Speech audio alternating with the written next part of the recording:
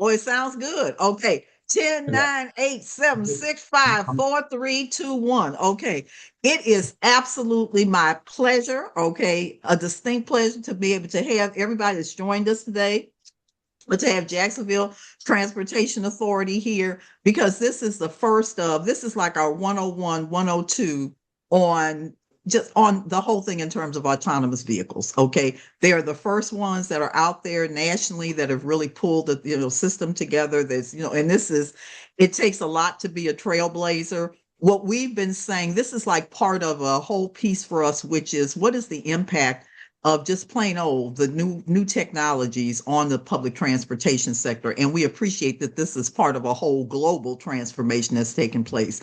And so this is one of the this is one of the biggest examples in terms of the whole thing in terms of autonomous vehicles. What we've been saying the whole time is that we want to be very helpful in terms of people, one, knowing what is it that's being talked about, and then being very honest about what are the different kinds of considerations that we need to have in terms of being able to do this successfully and where this really winds up being as beneficial as possible for communities. Okay. So we ask a lot of tough questions. We don't want to, it's not about persuasion or whatever.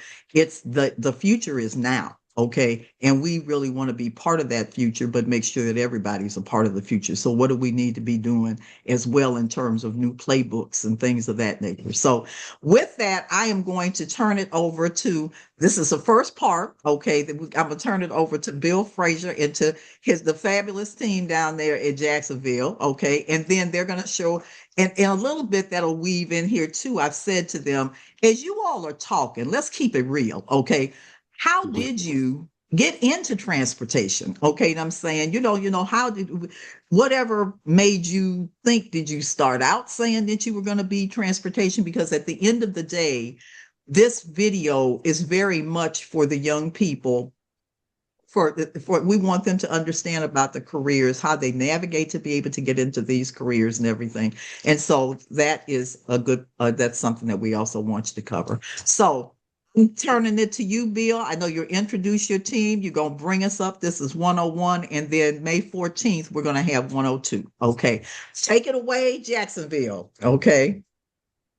All right. Thank you, Dr. Scott, and good afternoon, everybody.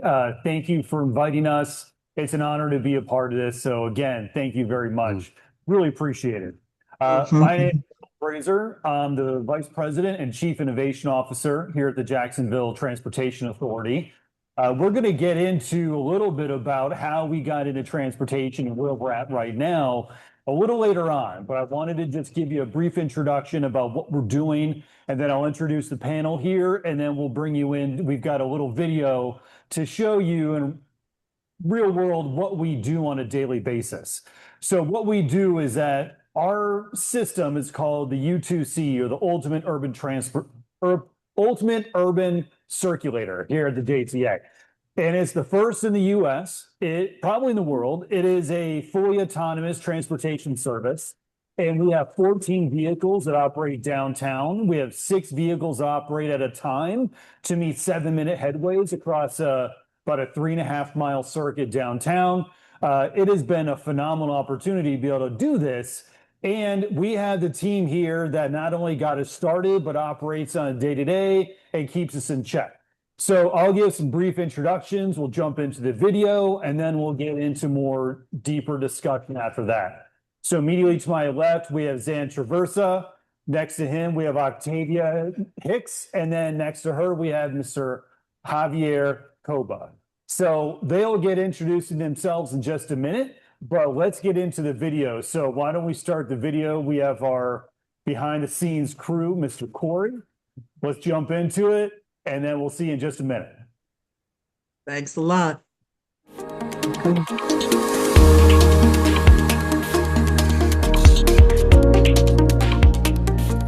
Today, we're taking you inside the place where Jacksonville's autonomous future is being built. Welcome to the Jacksonville Transportation Authority's Autonomous Innovation Center, or the AIC. We're in downtown Jacksonville in the La Villa area. I'm Dawn Lopez, and I'm taking you inside the place where innovation meets mobility.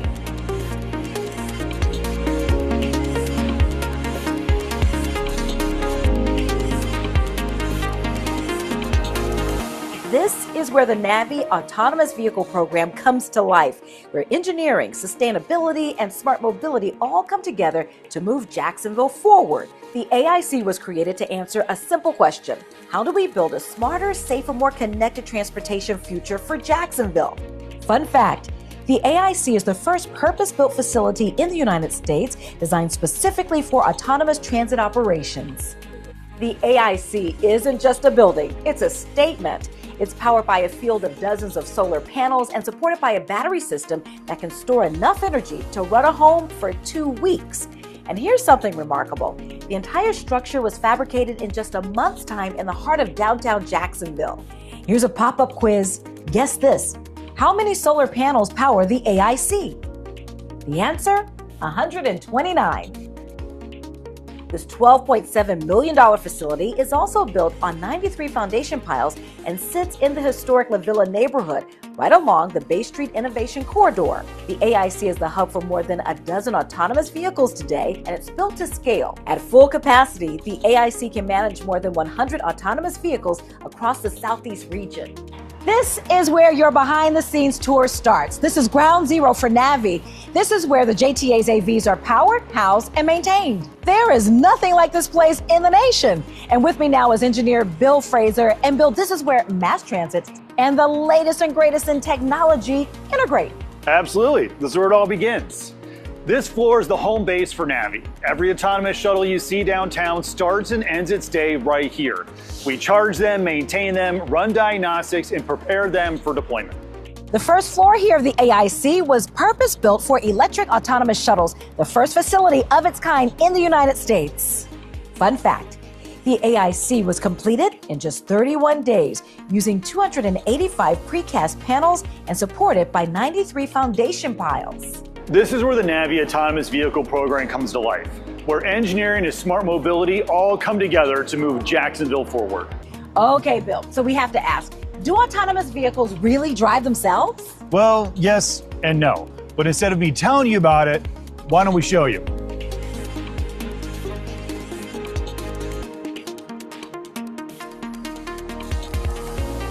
So it feels good in here. There's AC, there's Wi-Fi, very comfortable. I want them to come away with this knowing that they're driving in an autonomous vehicle. They're riding in an autonomous vehicle. We have a shuttle attendant that's there for safety purposes and also to help our ADA customers who need to use this wheelchair ramp. So that shuttle attendant's there just to make sure everything goes smoothly and to help our customers out. Fun fact, the AIC uses a private 5G network to monitor autonomous vehicles in real time. Let's talk about these shelters that we see here that are all along the Bay Street corridor. They're pretty nice. They sure are. Here we have two-way video phones that call directly back to the command center. If you have any questions or any concerns, you hit a button, you'll be talking to someone face-to-face back at our Autonomous Innovation Center. Ramp requests, in case you need the ADA lift. Also call for help in case there's any type of medical or safety security issue. Speaking of safety security, you'll also notice that we have cameras at the station as well as all along the Bay Street Innovation Corridor. These cameras tie directly back to our command center so we always see what's going on to be able to keep everyone safe. We also have a message board up here. We have a monitor that displays what's going on. Here you can see that it displays that the NAVI is currently free. And then behind us, you can see a map of downtown that highlights the Bay Street Innovation Corridor. And along this NAVI route, you can see all the local hotspots and how you can get there using the NAVI shuttles. And here's something most people never notice, these special traffic signals. These aren't for your ordinary driver. They're dedicated for mass transit and for NAVI. Actually, Dawn, it's a TSP, or Transit Signal Priority. It's that signal you see behind me, not the red, yellow, green, but the other one. That's specifically for transit. So our NAVI shuttles use it to safely and efficiently go through the intersection. What happens is all the other lights turn red, and this allows our shuttle to go through the intersection safely and cut over to the left lane without being interfered with by the other vehicles. Fun fact, the AIC is the command center for Phase 1 of the Ultimate Urban Circulator, a 3.5-mile autonomous mobility network. So this is the innovation floor, the heartbeat of the AIC. And behind this door is the command center, or you could say the brain of NAVI. Welcome to the command center. This is where we monitor, maintain, and prepare the autonomous vehicles for deployment.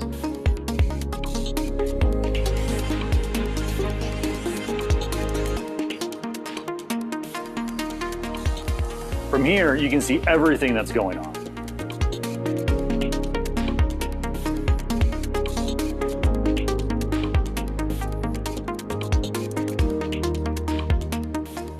One of the most impressive parts of this facility is its sustainability. With 129 solar panels and a powerful battery storage system, the AIC operates on 100% offset electrical power. So, Bill, what's next when it comes to the future? Because with a growing Jacksonville, we need smarter mobility. Of course.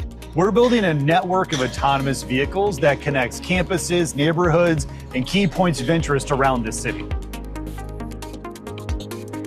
Thank you for joining us for this insight look at the Autonomous Innovation Center, or AIC, and follow along as we build the future of mobility together. Visit jtafla.com to learn more.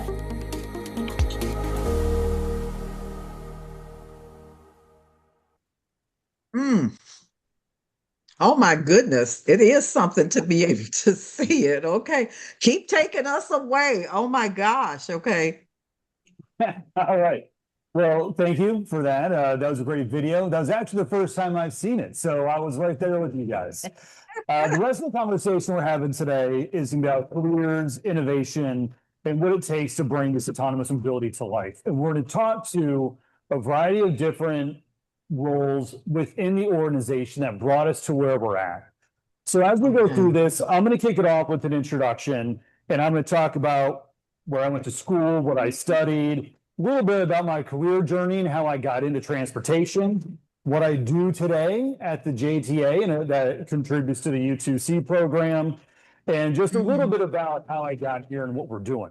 So I'll start off with how I got here, right? So I started when I was 16 years old. I knew I wanted to be an engineer. I knew I wanted to be an automotive engineer. So I went to the school that I thought could give me the best chance. I went to GMI up in Flint, Michigan, the General Motors Institute. So I went there, I got my bachelor's degree in mechanical engineering, and eventually got my master's in engineering management from GMI. Being in Flint, Michigan, you're in the hub and you're at the heartbeat of everything that's automotive. I eventually went around, I worked for multiple EV startups, took a break, had my own brewery for a while, so I made beer for a few years, and eventually I got into public transportation. And what I realized was that it's not that I wanted to build vehicles to move people around. I really found that I liked just moving people around in the most efficient way possible. And that's what led me here to the JTA, working in public transit, working on autonomous vehicles, and be able to step away from designing vehicles that move one or two people at a time to developing systems that can move hundreds of people simultaneously as a single entity. So my career has gradually moved me to this place to be able to do this. And so as an engineer, it's an engineer's dream to just be able to design and build new cutting edge things.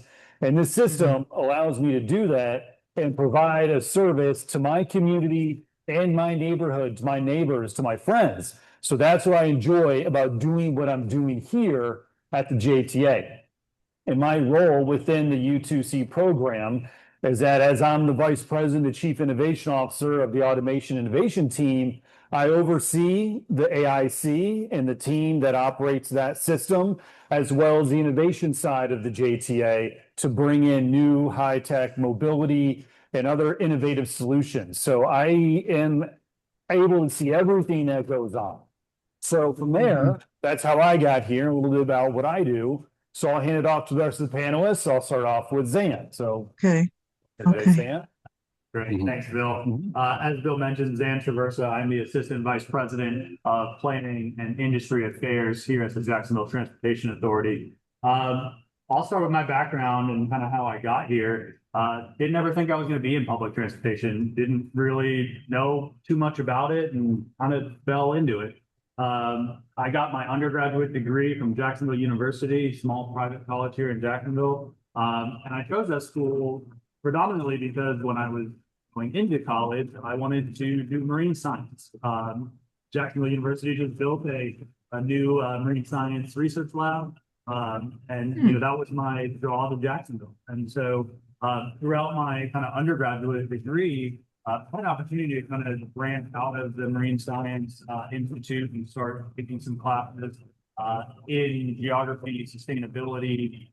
Really found a niche in GIS. That's not to say, it wasn't also because I struggled a little bit with organic chemistry and decided that maybe it should. We all struggled in organic chemistry. Right. Right for me. And so, really fell in love with GIS and the technology for geospatial information and mapping, which to me was a really great opportunity from a future planning and planning has kind of been part of my mindset, or it was part of my career, but really having a skill set or taking something from college that could translate into a variety of different fields.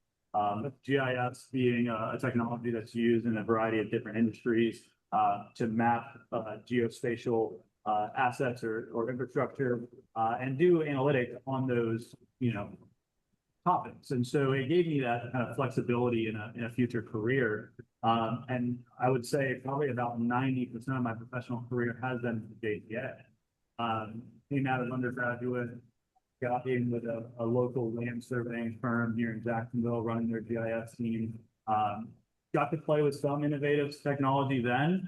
It was around the time when kind of unmanned aircraft and drones were starting to be used for land surveying and doing some kind of real estate applications. And so I actually worked to get an FAA license for that land surveying company and collecting drone aerial capture as part of the GIS. From there, it really was an opportunity. I leveraged some resources that I had through my undergraduate doing GIS based activities. So we used to hold a GIS day, kind of a national GIS day that the universities would participate in, and students would submit maps and map contest submissions, and through professionals that were also attending that through judging and being part of that, I made a network of GIS professionals. And a job opened up at JTA, and it was an entry-level planner, system planner job. And I reached out and I said, "Hey, nothing about publishing it, but I can make a map." And so, I checked in. I said, "You know what my maps look like. You know my skill set in GIS. Do you think I could, do the job?" And they took a shot, and 10 years later now, I've been with the authority for 10 years. I've had a variety of different roles with the agency. Moving from day-to-day service planning, doing our fix and our services that we deliver every day, and then moving and transitioning into more of that long-range strategic planning efforts, where I'm now looking at everything 5, 10, even 20 years out from a transition perspective. And that's really led to a lot of the my involvement in the ultimate urban circulator and the future of Jacksonville. Man, I'm sorry, because what you're saying resonates so much with some of my own. I'm talking to the young people now, and then we're gonna open it up so folks can ask questions. But I'm a jackleg planner. I never went into planning, and when I started in 1977, when there was not even a Houston Metro, that I was a fellow with, it was a long story, but anyway, and it just so happened that as part of my political science stuff, I had taken quantitative methods as one of my 4 areas. So I knew how to do surveys and stuff like that. And I mean, they even used key punch cards back when I was growing up. And the planning director saw this and he just fell in love. It's like, my God, never in my wildest dream that I had any idea that, and I say jackleg because I wasn't like some APA type person. And it was just a skill set and tools you pick up, and they were useful. And there it went. And I used to sit back and laugh and say, Lord have mercy, I'm the person you had to push in the quantitative methods and stuff like that. But that's where the connection came in. And it's keeping that toolkit sharp and making sure that you get those skill sets and stuff like that you would never think would really be the opening things that open the door for you to be able to do, many more things in your career. It's wonderful. Mm-hmm. Yeah, transferable skill sets. I think it's critical that we have those. So yeah, I mean, throughout my time in JTA, I've got a variety of different roles. I carried over my environmental and kind of biology background into starting JTA's sustainability team here. And so I did that for a few years, got that off the ground. Did a little bit of transition development, got into the land use side, so carried my land use planning into our transportation planning. And then, have now kind of evolved into this planning and industry affairs where I also get the opportunity to kind of take that out and showcase it through the American Public Transit Association or ITS America, and really share and work with our CEO Nat Ford on sharing a message and sharing how innovation can play a role in the future of public transit. Okay. So really, really exciting. And then over my time, I actually another opportunity that public transit and public agencies provide. I was actually able to get my master's degree while working at JTA. So I got a master's in University of South Florida, fully virtually during COVID. Did a lot of my classes and watched a lot of lectures on the bus to and from work. And so it was a great opportunity to kind of, you mentioned Dr. Scott, really just sharpen that skill set. Really kind of tailor my career and what I was interested in, and apply another layer of education. I think that's really one of the pieces that has allowed me to kind of move through up in the ranks at JTA. It's really that eagerness to learn and continue to sharpen your skill set. As we get into the conversation, we'll talk about what it takes to deliver innovative transportation projects. And I think everybody up here can tell you, I don't know anybody with NAVI program. Well, you're breaking up on us a little bit. Mm-hmm. Oh, okay. That's better. That's better. That's it. Okay. Well, thank you. On that, and I think Bill touched on it, but one kind of surprising thing you mentioned, I think you hear it a lot from planning. It's not just about infrastructure vehicles, right? I think it's really critical that we understand people and what our community needs and how people move throughout our community. It's really an ability to focus mindset to career. Saying you're breaking up, but that's going to be a big subject, because we want to make sure we get to the people that are being served, and then a lot of in terms of how are the people that are within the organization, the whole thing in terms of workforce development, transit, reskilling, rebuilding. I mean that how we don't want y'all to get into that portion in terms of how are you working with that, but if you would take us away a little bit, Octavia, in terms of your story and how you got in, and then Javier, that'll be great. And then I'd like to open it up to the folks. I see Oakland in here, and San Bernardino and Greensboro in here, and there's Amalgamated's here, and Africatown is here. So we got a lot of you covering some territory in here in terms of, I think Toronto's in the house. So I know they got questions. Okay, yes, ma'am. Hi. My journey to transportation. So I originally started out with wanting to be a computer engineer. And I quickly learned within that first semester that's not for me.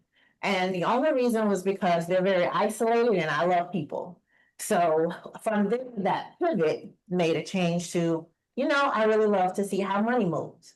I love money. So let me see how I can go into that. So I went into accounting. So from accounting, when I started in a subcontractor with JTA, we had a subcontractor, NAVI Transportation. So I was with them on the paratransit side at first in their accounting department. And then it was, hey, there's an opportunity at JTA. So I applied, and out of my accounting team, they selected me to come over. So from there, and I've been with JTA for 19 years now. So within those 19 years, I've been in accounting. And I was like, I'm so tired of accounting. I want to do project management. So I went back to school and I got my degree in project management, got a bachelor's in administration with the undergrad in project management, thinking I was going to get out of accounting. But you know what? Project management is dealing with, I'm looking at money. I have to know what my budget is. I have to know how this money is moving, how we're going to continue to all of our projects. So I'm Yeah. still, so I was able to build on my accounting background into going over into the project management world. And so my position is I'm the director of project controls and the capital project management office. Okay. Now, Miss Olivia, let me ask you this. It sounds like another thing is coming through, which is like a little bit of JTFLA grows their own. Okay. So did you, and we kind of look at it's like a K to grade. There's no inoculations for life. You're going to be in, particularly in this 21st century, you're going to be learning for all your life. So you might as well get ready for it. Did you take advantage of the tuition reimbursement program at JTFLA as well? Did, and Okay. when Mr. Ford came in, he was a very big proponent of, you know what, I want the best of the best within JTA. So let's grow. Let's grow our team. Let's grow what we have within the walls of JTA. So we can be that agency that's leading the way for everyone, right? So I was Okay. like, you know what? I like that. I love that kind of leadership. So that is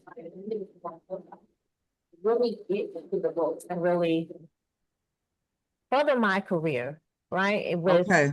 what am I going to do with my education? Where am I going to go? Where do I see myself into JTA? Because it's just not a one-stop shop. It's just not, I'm in this county position, I can't go anywhere. It's much bigger than that. It's everything. And I get to touch people. I get to be involved in like special events that we're doing.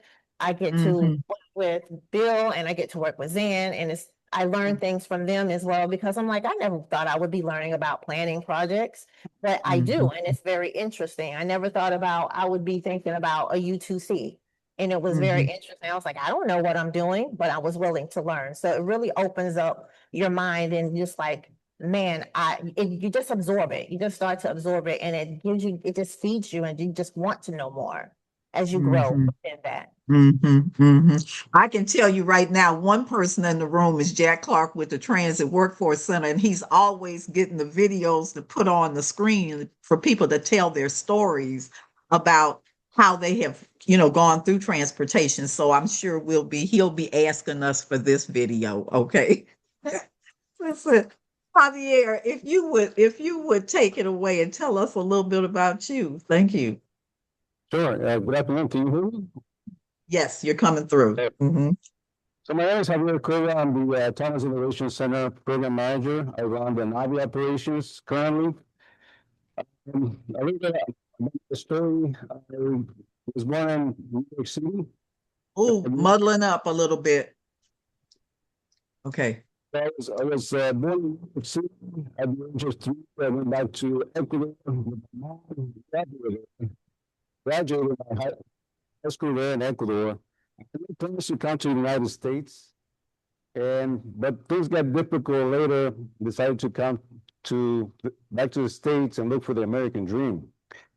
Not knowing what to do, I started cleaning bus stops in New York City. I getting paid $7 an hour and breaking my back every day. Then my brother, took me to a recruiting office just to see if maybe I can join the military. I decided to go into the Marines. I joined the Marines in 1996. And I did 25 years of military service with the Marines. I retired as a major. While I had the opportunity to move quickly through the ranks. I went from enlisted to officer, and I was able to compete for 2 scholarships. My first scholarship was for a bachelor's degree in mathematics. English is my second language, so I had to find something that had nothing to do with English. So English was the thing that kind of interested me. And then my second scholarship was for a master's in electrical engineering, which I went to a Naval postgraduate school to get that. My last tour in the Marine Corps was in Colombia, South America. I was doing security cooperation with the Colombian Marines and Colombian Navy. And after that, I did it 1 year working in Colombia as a program manager for a logistics contract with the embassy. After that, I decided to come back to the United States, came back to Jacksonville. I was looking for a job. I looked at the JTA website. I started looking at the plans for the autonomous vehicles here Jacksonville. Had nothing to do with the previous specialties in the Marine Corps, never had to do with transportation. I did was the operations officer for aviation squadron with and F-18s and F-35s. But I thought maybe it was something similar, so I applied. And 2023, I started working with ATA. And today, like I said, I run operations. Operations. I have a team of about 30 people. Every day I'm looking forward to make sure this technology continues to grow and matures. And I think something that you may be surprised that besides monitoring and observing operations, we have to talk to people. We have a lot of people that come interested in our technology. Since we are the pioneers, they're able to learn from us. So we have a lot of tours. We have tours almost every week.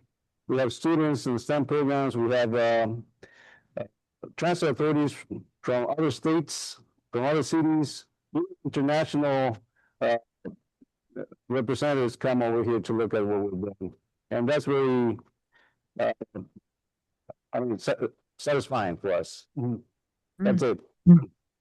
And and your story is a great one too, because so many times military has just an absolutely great a feeder population, if you will, okay, to transportation. You don't think of it when it's like that, but I mean, really it is all over the country. And it's a wonderful segue, because as soon as you said that logistics and stuff like that, I said, oh yeah, that's exactly. It's wonderful. Especially here in Jacksonville, we have a ton of military. They just got out, they retired. We work with a lot of mostly here, if I'm not mistaken. Yes, we have a lot of Navy here. Something is that he plays semi-professional soccer. So also, yeah, you were hiding that from us, huh? That's it. Now, what we agreed earlier, because we knew that we had a little bit of breaking up going on, was that we were because we got 102 coming. I want to, so what I want to do, if we let's pivot to the team that's here, and I know you all can put your hands up in the chat and stuff like that. You're being very good, okay? But just some of the questions, I mean, like who is actually the ridership for the system? I mean, what is the system? What is it really doing? And then the ultimate build out. And then I really want to understand, because this is the biggest playbook thing that we got, just being real in terms of the impact of the new technologies. What do we do to make sure that we are not having disposable people, okay, in terms of people within the organization? And there's no, I want to, like I said, keep it real. There's no, but this is something that we nationally have got, globally they got to figure it out, but I'm gonna deal with the United States now. We have got to figure that piece of it out, and with the same type of intentionality. Well, I'm gonna be honest. I say the same type of intentionality that makes me look at the technology of it has to be the same intentionality that I bring to looking at what's going to happen with the people from the very beginning. And that is not about this particular project. When I look just nationally in terms of what we do and don't do well, that's one thing that I don't think too many people in the world have done it. Sweden's done some stuff. Germany's done some stuff. Japan has done some stuff, I think, that are better in terms of trying to look at it holistically. But we typically, that's not something that's everybody's strong suit. So let me open up and tell me, don't everybody jump at one time, okay? Who would like to ask a question? And we're going to we're an hour today, but we're going to come back next time too. And if we keep if it breaks up, then we'll tighten it up, and we won't have it where people can't hear. We'll close, and then we'll come back next time. We'll make sure we have it better on the voice. Okay. So don't jump up all at one time. Dr. Any Scott, questions? can you hear me? Can hear you. I got you. All right, so I put something in the chat. And I'll just read it. What advice would you give cities like San Bernardino and Riverside that want to prepare for autonomous transportation now instead of waiting to react. It seems like that's what our cities tend to do with this type of technology. And if you don't know a lot, Dr. Scott can probably do a better job of kind of giving you a little bit of a background of what we are as cities. We just seem to be a little bit behind. And then the other thing is because we work with youth, how do we prepare our high school students for jobs in this field? What should they be studying or doing? Thank you. Yeah. So I'm sure you're probably familiar, but I used to, when I first, anyway, so the area that Jonathan is in is right outside of Los Angeles. Okay. And in fact, so you got San Bernardino, Riverside, all of that. Their market area is that big LA area, but they're outside of it and gigantic. Okay. And I'm saying it's an area called overall the Inland Empire. Okay. And they are actually the largest county in the entire United States. It actually stretches, I mean, the whole area, it actually stretches to parts of like Nevada and everything. It's amazing. Okay. And Jonathan's organization is a youth organization they have been focusing on youth and families for 25 years.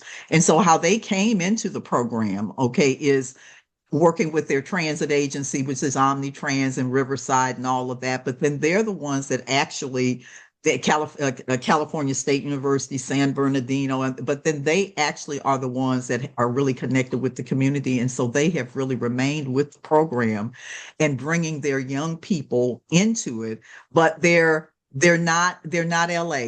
Okay. And I'm saying, and it's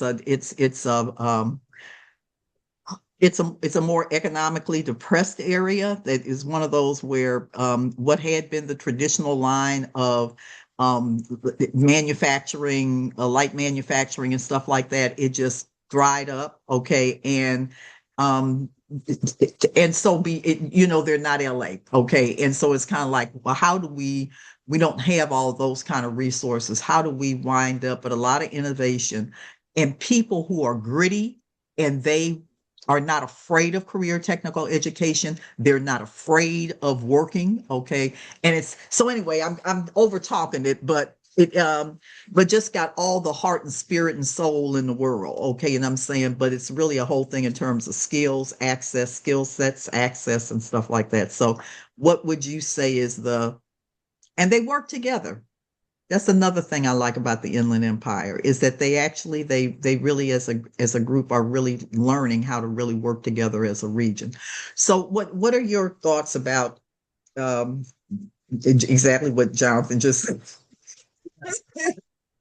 How do you get started? Yeah, I'll jump into I think that's kind of where a lot of agencies are right now. It doesn't sound like the area you're serving is that different from what Jacksonville is, right? We're the largest city and county consolidated.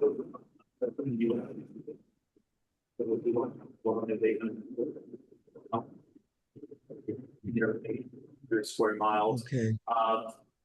So really identifying a use case.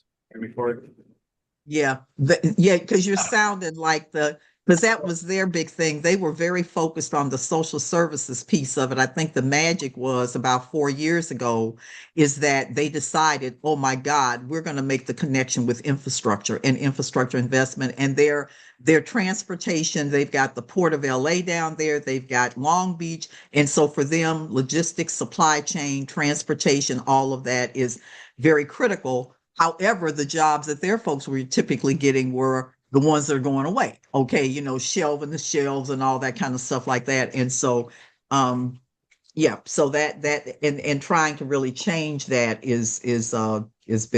that's part of the challenge. Yeah, when we look at the opportunity for autonomous vehicles and the technology and even AI in some cases, it's really how is that tool, how is it being used as a tool to enhance the way we operate? How do we, handle coverage? How do we provide more accessibility? How do we do it more efficiently?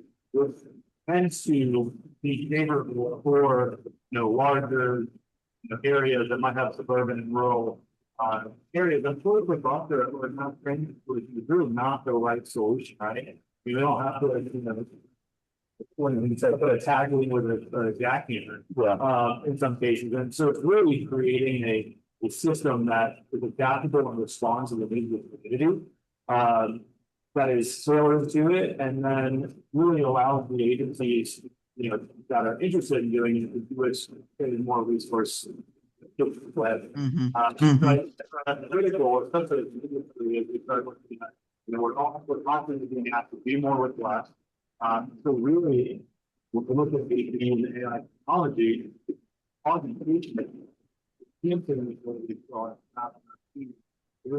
Okay.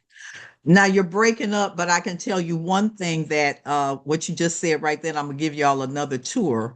Actually, their team last year in the Innovation Challenge, young people that were with California State University, San Bernardino, and they won the third place. And their team, very entrepreneurial, they came in with the thing of ride splits. I'm not kidding you, which was to and piloting this because candidly, the transit service is insufficient. It's a very broad, I'm telling you, it's like 2000. I mean, and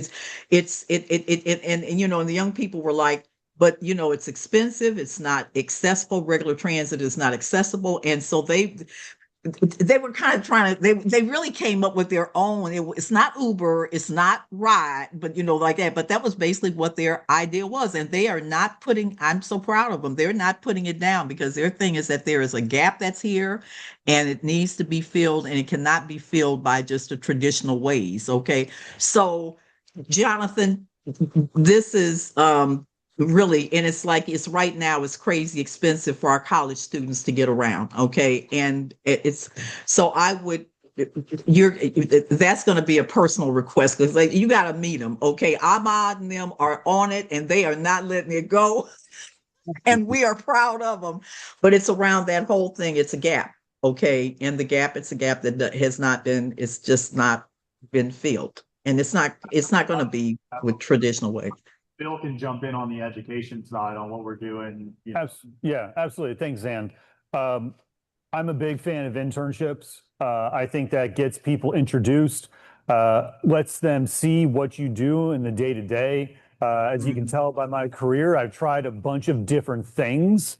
And when I was younger and I didn't have a family and kids, I was able to go try new things. I spent about 10 years in South Bay, so I'm very familiar with San Bernardino, Riverside area. So I totally get it. And it's about getting out into the community. It's about doing events like this. And it's about, Dr. Scott, as you mentioned, that upskilling, showing that there's a career path. You don't need to have a degree to get into working on public transportation or working on autonomous vehicles. At least I know here at the JTA, they've got great programs to come in. They're now offering apprenticeships. There's a lot of opportunity to keep something running like this. Doesn't just take the four of us on this panel here. We have everything from marketing, finance, the bus operators, electricians, maintenance, facilities, landscape, security. I mean, you name it. So I think it's showing really what there is that's out there. And a lot of people our CEO started as a train operator in New York, right? And he's now our CEO. So it's getting your foot in the door, just getting in there, showing them that there's more and there's more opportunity instead of just saying you have to come in as a director to be in something cool. That's not how it is. It could be any level within the organization, any length of your career, however it's been. You just need to show them where that is. So really the onus is on the organization to really go out and show them the opportunities that can be given to the high school students and to the college students in the area. Right. This is one. Any other questions? Justin, you had your at Mr. AC Transit, Mr. Oakland. Okay, you had your hand up earlier. No, Dr. Scott, I don't have any questions. Thank you.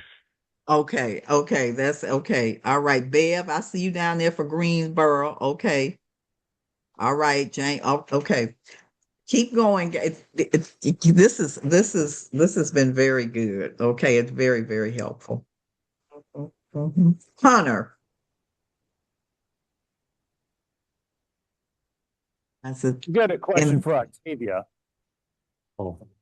I can ask her. Yes. I've got a okay, question. okay, So, Octavia, being that fact that she was in charge of CPMO, she was in accounting, now project management.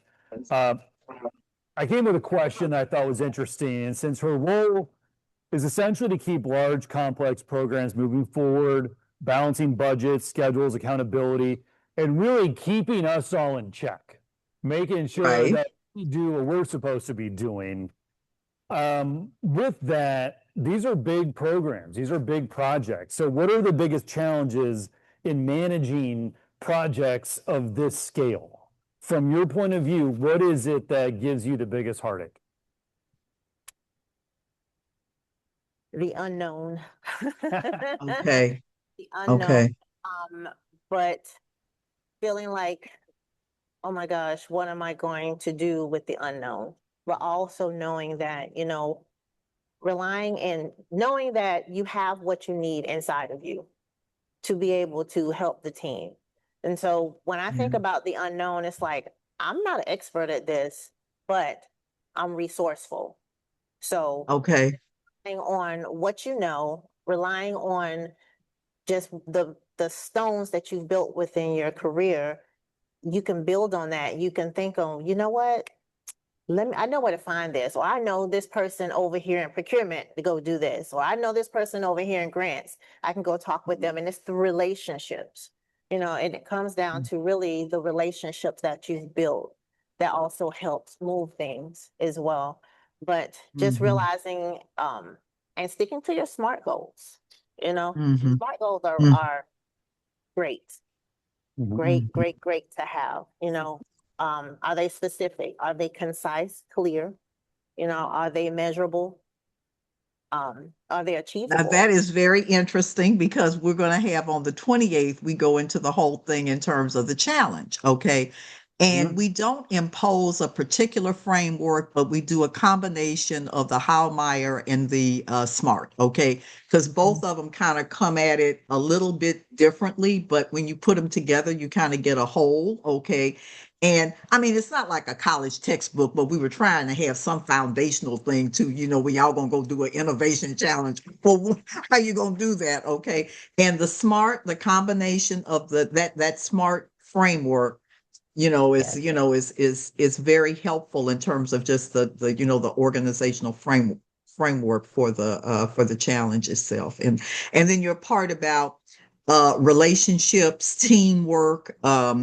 You don't do it when Bill and I were first talking, and he was saying that about he looked around the room, I think with a little bit of pride, but also it just hit him, is that it takes everybody, okay, and I'm saying, and that, and the contributions that are all in this room that have really been, and not in the room too, but have really been responsible for making this happen, okay? I mean, and it's remarkable. A lot of times you just don't see yourself, because you don't know what you don't know. Okay. And so let me ask you this one. In terms of, I thought that was so good when you said the part about what keeps me up at night. What keeps me up at night is what I know I don't know, and I don't even know what it's going to be. Okay, but I'm resourceful now.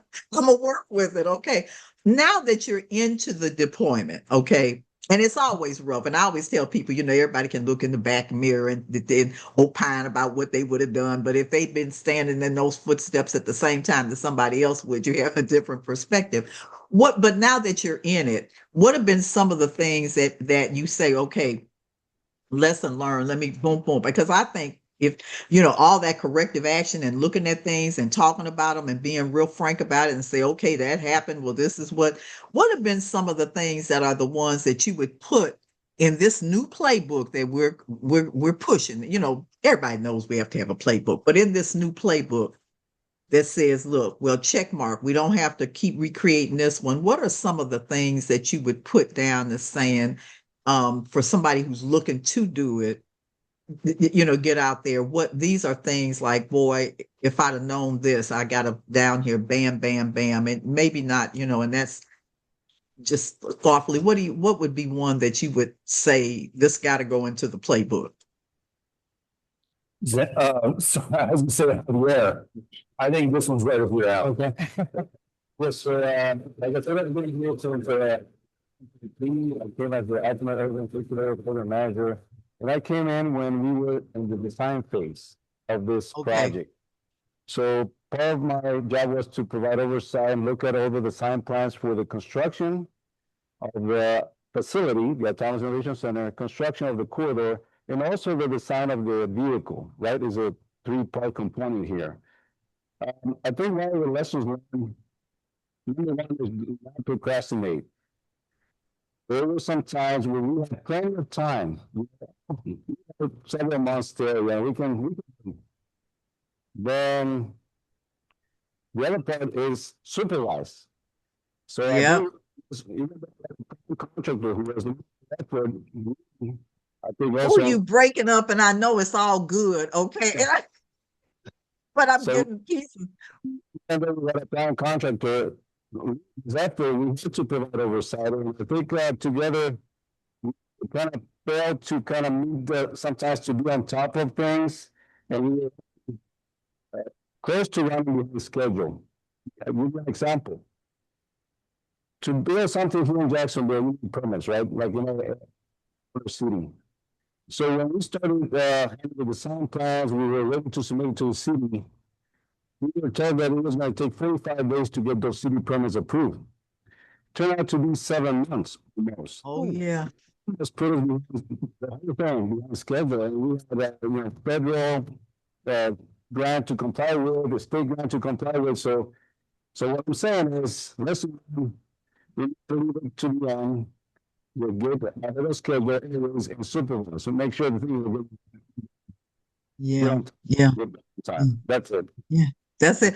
Well, you know what now, because what I'm going to ask you because you're not getting out of the next time, because we have a session on June 5th, which is the big ones that going to wind up talking about what is the playbook, what's the new playbook. So we're going to feed them with the information that we're collecting together to say, all right, when you start talking about what should be in this new playbook, okay, what are the things?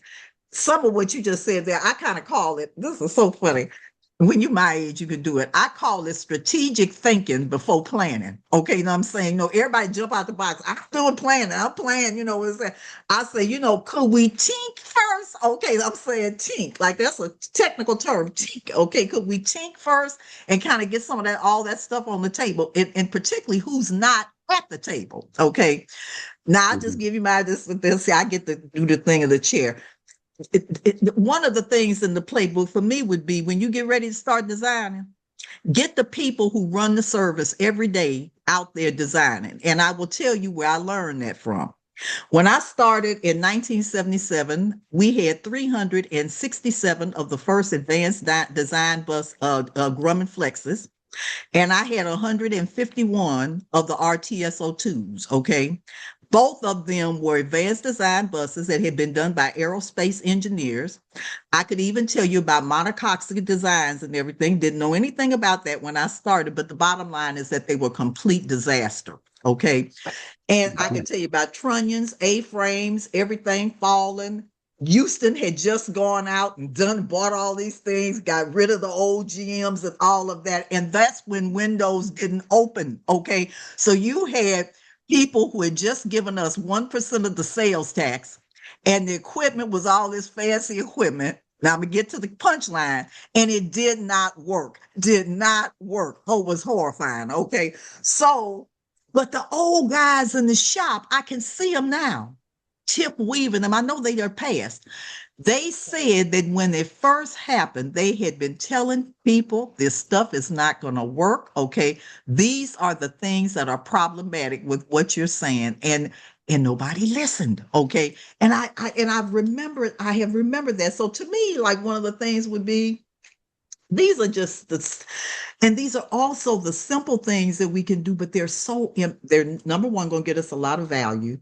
But the other thing is that it also winds up really building that esprit de corps around an entire team about what we're doing together. Plus, we're going to get valuable information.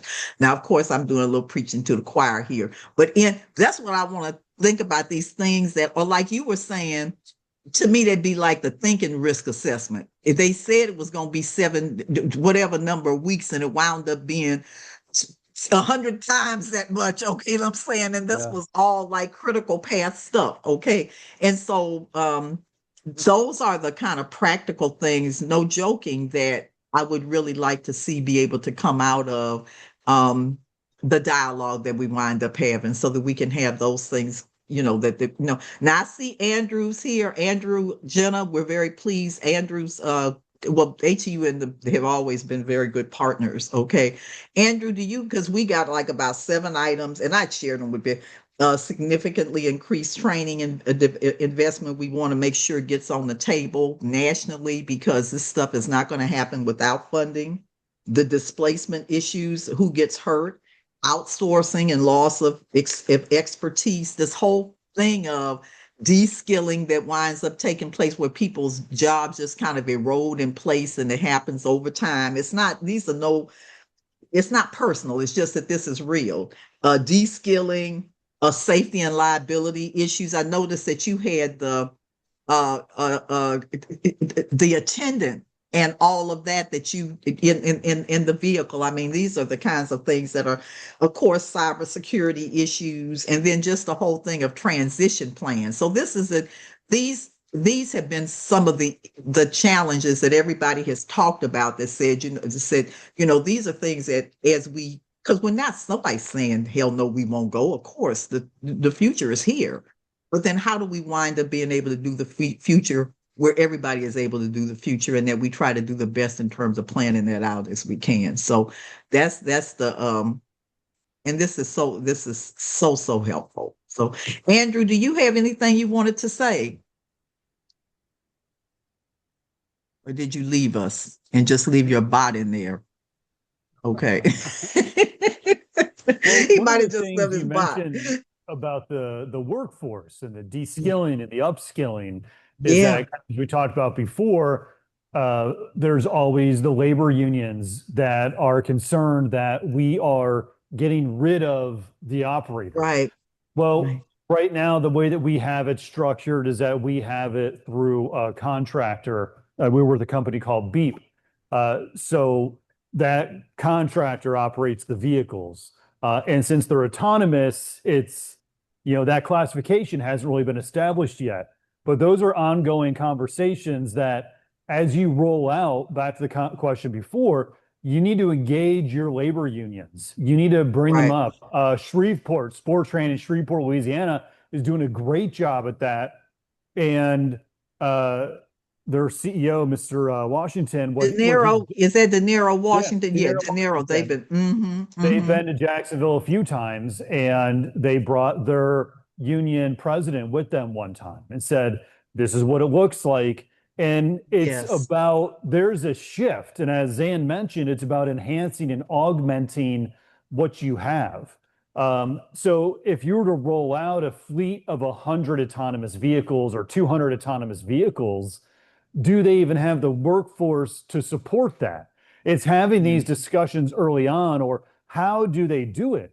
Because these operators or these attendants don't need a CDL.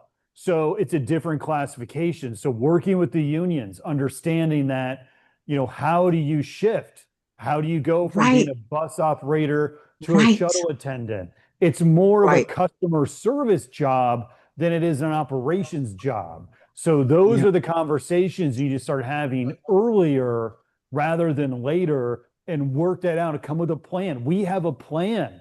We're not doing this in a vacuum away from the union. It's about, this is what we're doing. We don't know how it fits in with you right now. How does it work? Let's work together. Let's talk and it out. be able to have like some national, where we can say like some best practices, because all of this is real. Okay, you know what I'm saying?